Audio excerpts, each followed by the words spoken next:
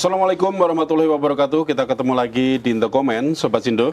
Masih di refleksi 81 tahun kemerdekaan Republik Indonesia. Di sini kita akan membahas tentang kelas menengah yang jungkir balik pikul beban berat. Nah, ini menarik karena di Indonesia kelas menengah ini kaya enggak, miskin enggak gitu ya. Jadi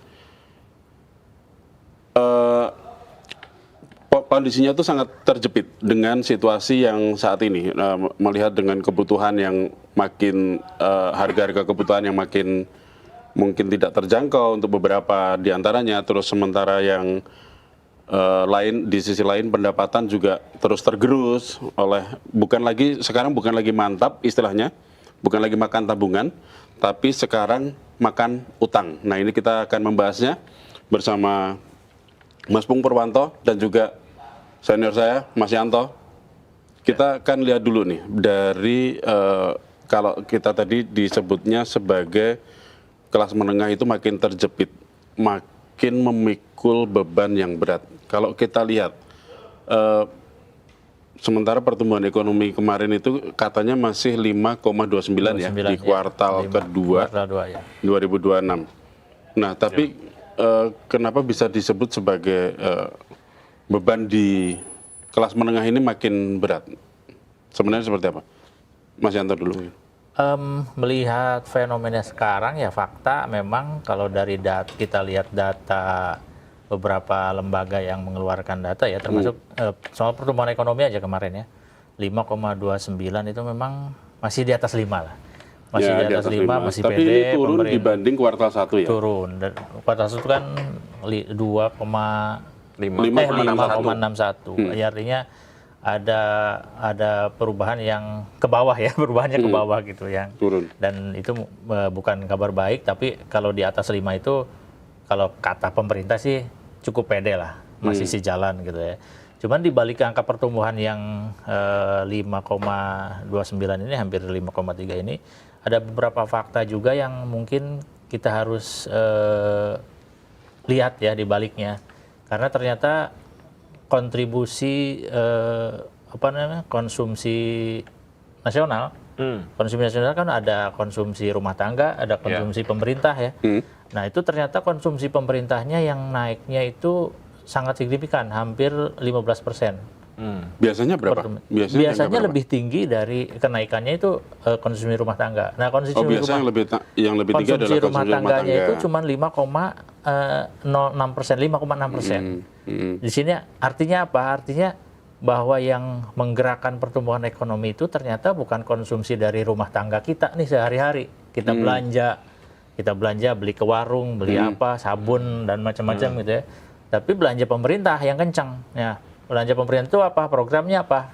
Yang kita lihat di lapangan apa yang bergerak nih? Infrastruktur nyaris nggak ada, tapi kan? Sudah nggak ada kayaknya. Udah nggak ada. Ya belanja pemerintah itu satu pegawai, dua mungkin yang paling gede yang di program-program yang digembor-gemborkan pemerintah itulah program MBG, Koperasi Desa Merah Putih, itu kan yang besar.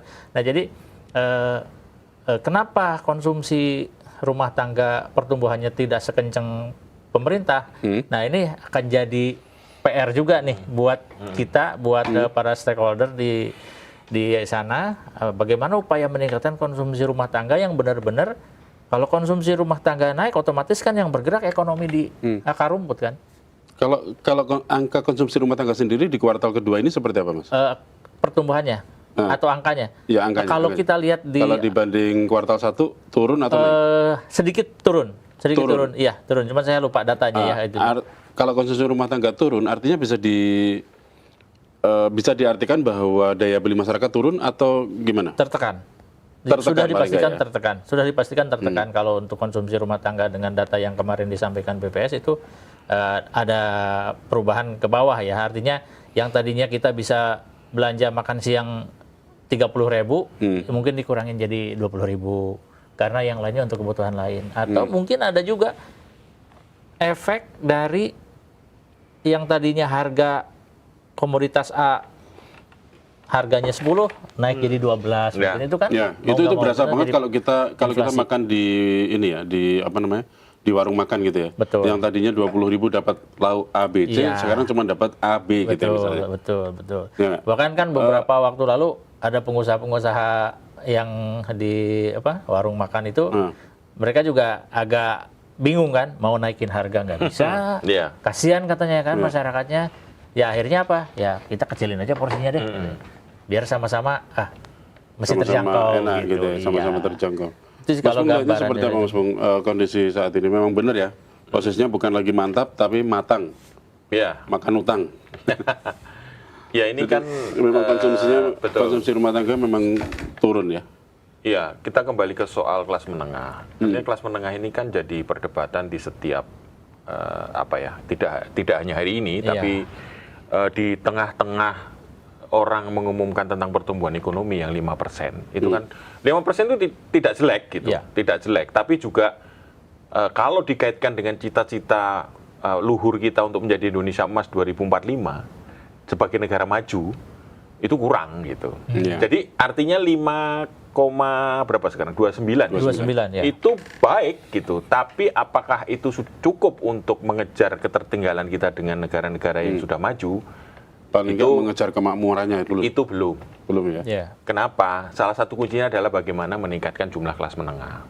Kelas menengah kita itu kalau menurut data BPS itu sekitar 17%. 17% ya. Itu porsinya sangat jauh dibandingkan dengan negara maju. Negara maju itu yang industri maju, yang punya PDB-nya itu sekitar 15.000 sampai 20.000, itu kelas menengahnya itu 60 sampai 70% dari porsi kelas bawah maupun kelas atas. Nah, di kita dengan jumlah segitu 17% itu masih sangat kecil gitu. Karena kabarnya malah turun ya angkanya ya. Nah, Iya, ini kemarin ada yang nyamain. ada yang ngomong turun, tapi Betul. memang itu data 2024 ya. 2024 dibanding 2025-nya yang turun ya. 2025 agak turun dikit di bawah 17. Artinya Ya, itu betul. dari kalau diversuskan dengan jumlah penduduk kita itu sekitar hanya 48 juta Iya. orang. Itu sangat kurang untuk mendorong ekonomi kita bisa naik kenceng jadi 7% atau 8%. Ya kan? Iya. Nah, kalau kita ingin ngejar itu dibutuhkan pertumbuhan yang konsisten selama 15 tahun. Ini beberapa analisa dari berbagai sumber ya.